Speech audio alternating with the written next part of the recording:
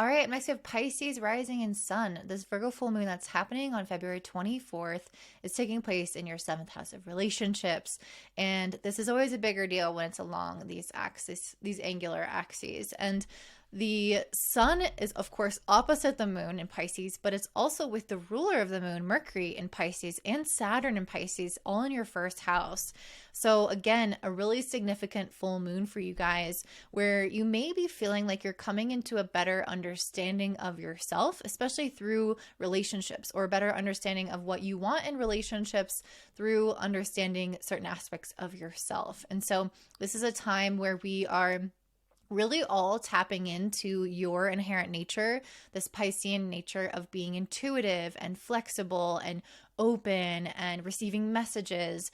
It's this very kind of whimsical, dreamlike energy that I think you guys can use to harness, again, greater understanding of yourself, because it's almost like you're aligning energetically with the current strong energy of our time. So it's like you are vibrating at the same frequency as like the world right now. And so it's a time in which things can flow a lot easier. And I'm definitely sensing a level of progress happening for you guys.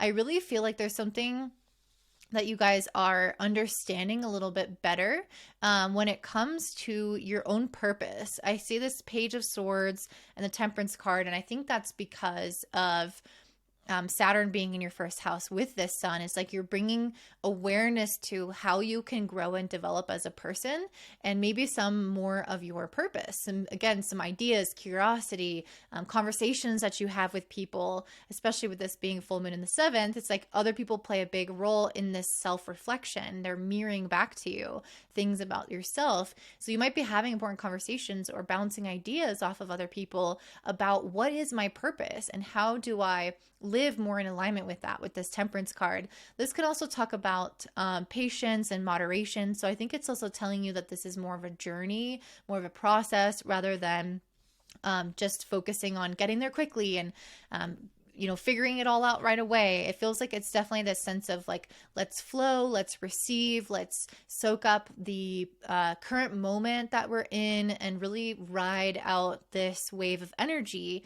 Piscean energy and Mercury in Pisces is really not very logical. We don't have like a super strong idea of timelines and productivity. And so it's better to just like flow with that and be okay with things not being super defined yet. This is a Page of Swords, so it feels like it's a lot about rumination, ideas, possibilities, things that are awakening within you without having this extremely clearly defined plan, without having all the steps in place. It's like you're just starting the journey with the contemplation or the imagination of it.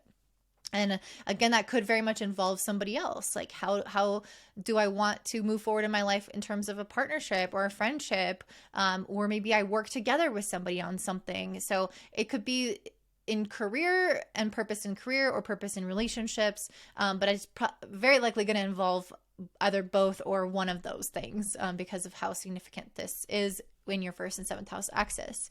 This moon is also trining Jupiter in the third house. Again, really indicating here bouncing ideas off of people, feeling very creatively inspired, feeling like you are coming up with a lot of great solutions, or your mind is much more expansive because of this Jupiter energy. It's much more aware of all the possibilities. So it's a good time to dream and journal and write out some of these things that are coming to you, because you might not have access to this at all times. But again, it's especially through other people that you're gaining access to this more inquisitive nature. Even just watching a YouTube video like this one, for example, you might have 10 more ideas come to you because someone said something that spurred off this Jupiter in the third house. You guys also have Venus and Mars in Aquarius conjunct in your 12th house. So Venus and Mars together are the masculine and the feminine principles coming together, and they create this spark, this like sexual attraction. It's almost like when two parents come together and they create a child, and that child is a spark. It's the flame. And so you guys are having some kind of new spark or flame about trying something new. But what's interesting is that this is in the 12th house, which is typically associated with endings, wrapping up cycles. And it's almost like this Venus and Mars energy. It wants us to have a new way of doing something or accomplishing something that we feel passionate about, that we care about, because it's in Aquarius, which is all about thinking outside the box. So with this being your 12th house, this could involve kind of on the more mundane level, like the spiritual element of life. So maybe you have a new spiritual practice that you're trying out. Maybe you are going on a trip that helps you connect more with yourself. Or it could be that you are letting go of certain elements of your life and you're going about that in a different way. You're going about surrendering or releasing, or having greater self-awareness, and how maybe you can at times get in your own way. And so, because the 12th house is a house of self-sabotage. So this is really a time of like reflecting on the energetic principles that are guiding you right now, moving you forward towards your purpose, and seeing if there are ways in which you can go about cultivating positive, energetic, and spiritual experiences for yourself in a new and different way. So it's like maybe you before would take hour-long baths, but maybe that's just not hitting for you anymore, and you need to try something else, like going to a meditation circle and really feeding off of the energy of people there, or going into isolation and meditating, because this is 12th house of isolation. But there's an energy of focusing, or there's a message here of focusing on cultivating spiritual energy through different means. And I think you're going to receive a lot of messages. We do have this squaring Jupiter in the third, so it's like you might receive too many messages almost of like all the possibilities, all the ideas that come to you when you are in that meditative state, or you are doing that practice or whatever it is that helps kind of clear you. So I think you guys are going to get a lot of solutions, a lot of ideas, a lot of things coming to you. And that is where we have to be a little bit careful, because this is squaring Jupiter. We can tend to go overboard a little bit.